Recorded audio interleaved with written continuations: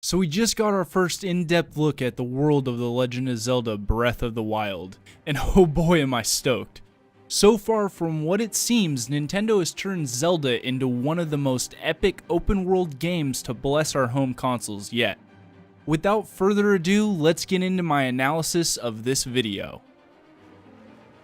Open your eyes. We start with the woman saying open your eyes. This basically confirms voice acting in Zelda. I think it will only pertain to the main storyline parts of the game, and only certain characters will actually have voice actors for them.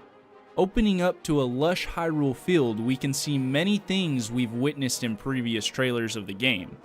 We've got tons of mountainous regions surrounding Hyrule Field, and up in the top right corner we can see two more of the watchtowers we've seen in concept art. Moving on, we come to this beautiful scene of Link and Epona riding through a canyon of sorts. Again, we see another watchtower and a weird structure hanging above the rock Link is about to pass under.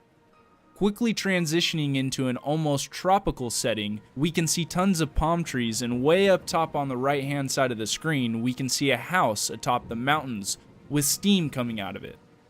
Man, this world is just teeming with life. Once the screen pans in a bit, we can see a structure to the right. I'm guessing this is either a place for spearfishing or is used by the bokoblins or whatever type of enemies are in this game. Now, this scene is very interesting. What the heck is that on the top right hand corner? It's definitely a giant skeleton type of creature. Looks similar to Stall Children in Stalfos. I know I wouldn't want to have a run-in with that big guy. Next, we come to a scene with a fairly good-sized body of water.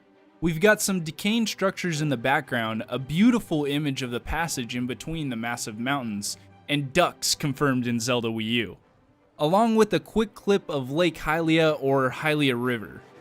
Man, so much wildlife. Now we can see some structures built upon the side of this mountain. It looks to be built by enemies, as we'll see in some upcoming footage. Moving forward, we come to the Temple of Time. I could be wrong, this could be another temple, but I'm pretty sure it's the Temple of Time. More shots of the wildlife and ruins of Hyrule. Looks like we'll also be getting weather effects in this game, as we can see here in this shot with the fallen guardian in the rain. To me, it looks as though a battle went down, causing these guardians to regress into a dormant state. Wake up, Link. More dialogue telling Link to wake up as if he's in a dormant state. Confirmed glider that looks epic to use. I am so ready for this game, guys. Beautiful scene of Link walking through the forest. The landscape is just simply amazing. Next confirmation is tameable horses. From this scene, it looks as though we can sneak up on random horses and tame them and take them for our own. Transitioning into an epic clip of Link and Epona possibly riding through the Great Bridge of Hylia. Climbing is confirmed in this next clip, relying on stamina usage instead of an item to do so. Trees, buildings, and mountains are all climbable in this new title. Confirmation after confirmation. Here now we see Link chopping down a tree to cross a ravine. This, along with a bit of gameplay, has shown that the environment is in fact destructible. Link can also use tons of different items and weapons as showcased here, as we can see Link dive into some water with a spear equipped. Hunting is also an aspect of this game that this trailer reveals here. More environmental effects are shown in this scene here, with Link using fire arrows to set the grass on fire. Now we come to an interesting clip of Link cooking something up. The Legend of Zelda has finally turned into a full-fledged RPG. Cooking can offer tons of different enhancements to health and other abilities Link has. I'm excited to see where Nintendo takes this in the full version of the game.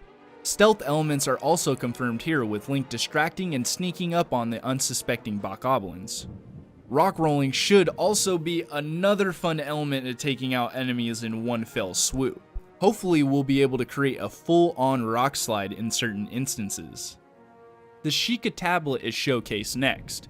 This thing is straight up tech. It's already been confirmed in gameplay earlier today, but it also seems to have abilities that can only be explained as magic. Link in the scene raises a block of ice out of the water using the tablet. In the next clip, we can see the tablet picking up objects around the map with ease. This Sheikah tablet is definitely the source to most of Link's abilities in this new game.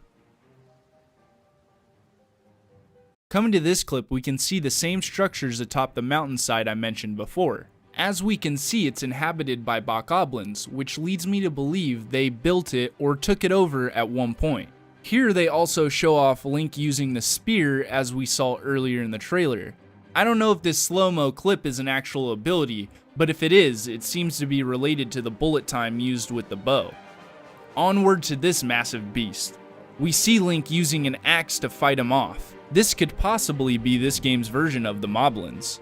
Next we see some bokoblins that look very similar to stall children found in Ocarina of Time, and blue chews that look like they came out of Wind Waker. We can also see that Link is equipped with a full set of armor, delving into the vast options of clothing found in the Breath of the Wild.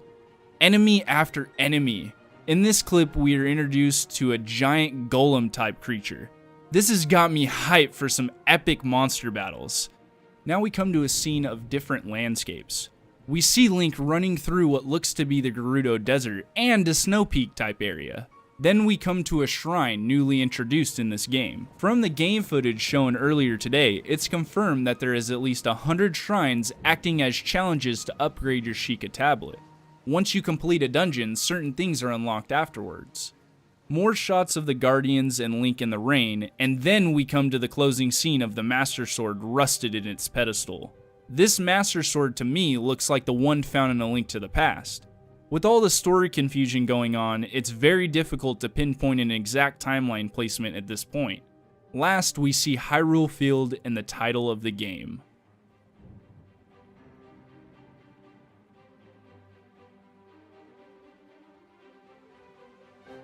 Since we're at the end, I'll go ahead and give some honorable mentions of all the other news we got about this game today. During the live streams, we got tons of info thrown at us all at once, so let me know if I missed anything. Fast traveling has been confirmed by this piece of text here, which shows you can fast travel back and forth between shrines and towers you've unlocked. Cooking is playing a major role in not only healing you, but protecting you from the elements. Cooking food together gives off alternate effects like adding hearts and regenerating stamina.